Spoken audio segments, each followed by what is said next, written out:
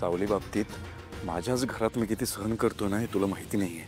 तू तू सहन करतोस? काय सहन केलंयस रे? सांग ना. पुढे चल दाखवा याला.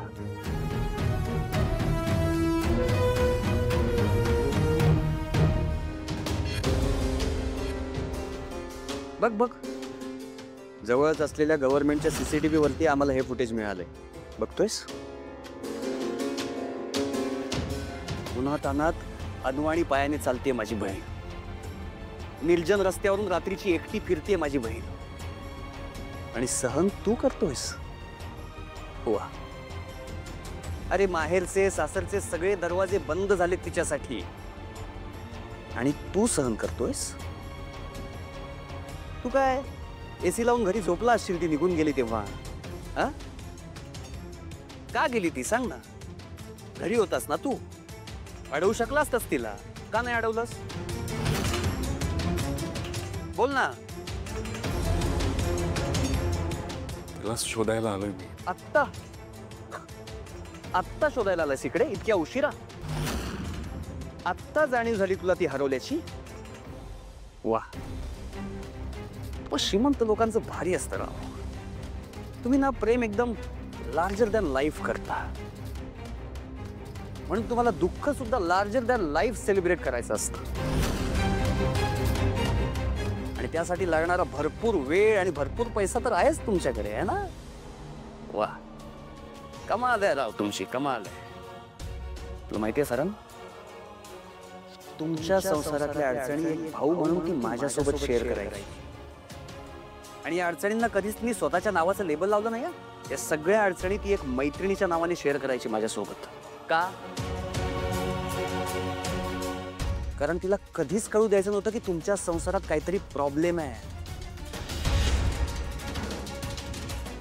हे सारण, तुला कधीच तिच्या डोळ्यामध्ये तुझ्याबद्दल असलेलं प्रेम दिसलं नाही का रे? हा, तुला कधीच नाही जाणवलं आपली सिस्टर किती झुरते तुझ्यासाठी? सारंग, आता एक प्रार्थना कर फक्त. काल टोटल 7 अपघात झालेत पुण्यात. त्यातला एकही अपघात देवा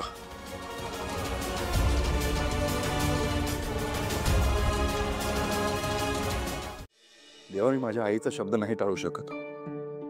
48 तासांचा वेळ दिलाय मला तिने. तुला वाटत असेल की मी काहीच प्रयत्न केले नाही माझ्या बाजूने, पण तसं नाहीये. नाही, भावनेच्या भरात तू खूप काही बोलून गेलायस मला. सोड, मी इथे काय मनाला लावून घेतलेलं नाहीये, पण तू ना फक्त तुझ्या बाजूने विचार करतोयस. तुझी बाजू बरोबर आहे, पण एकदा माझ्या बाजूने विचार करून बघ ना. मी यापुढे जे काय बोलेन ना, कदाचित तुझ्या मनाला लागेल, पण तू ना जॉईंट फॅमिलीमध्ये राहिलेला नाहीये. कुटुंब काय असतं ना तुला माहिती नाही.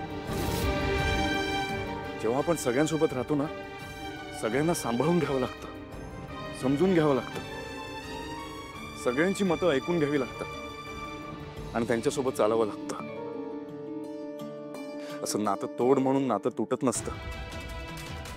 माझ्या आईने आणि भावाने माझ्यासाठी आणि कुटुंबासाठी खूप केलं आहे. हे सगळं साम्राज्य जे उभं केलंय ना, सगळं माझ्या आईने आणि भावाने कष्टाने उभं केलंय. माझं काहीच नाही आता. माझं काय माहिती, आयुष्यात मी पहिल्यांदा एका मुलीवर प्रेम केलं. फसवणूक झाली माझी तिथे. त्याच दरम्यान सावली माझ्या आयुष्यात आली. ज्या परिस्थितीमध्ये सावली माझ्या आयुष्यात आली ना, ती परिस्थिती फार चुकीची होती. माझा सावलीवर राग नव्हता, त्या परिस्थितीवर होता. स्वतःच स्वतःला सावरलं मी. काळांतराने लक्षात आलं की सावली पण त्याच परिस्थितीमुळे त्रासली गेली. तिच्या बाबतीत दया आली मला.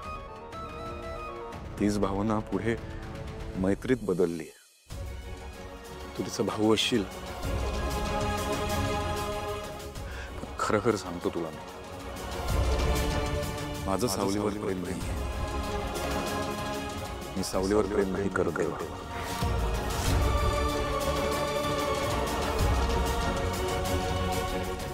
फक्त एक वेगळी फिलिंग आहे. काळजी वाटते मला सावलीची. तिच्या बाबतीत चांगलं घडावं असंच वाटतं.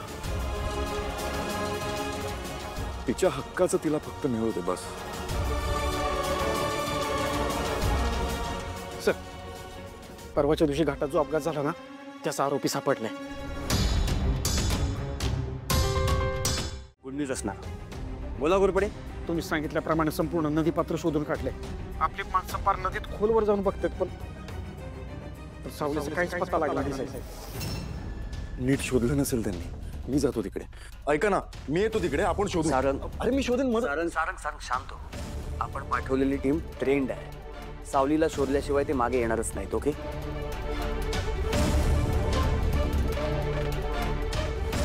सावलीला काही झालं नसेल. हे आपल्या सिस्टरला काहीच होणार नाही, कळलं? तुला प्रॅक्टिकली एक गोष्ट सांगतो.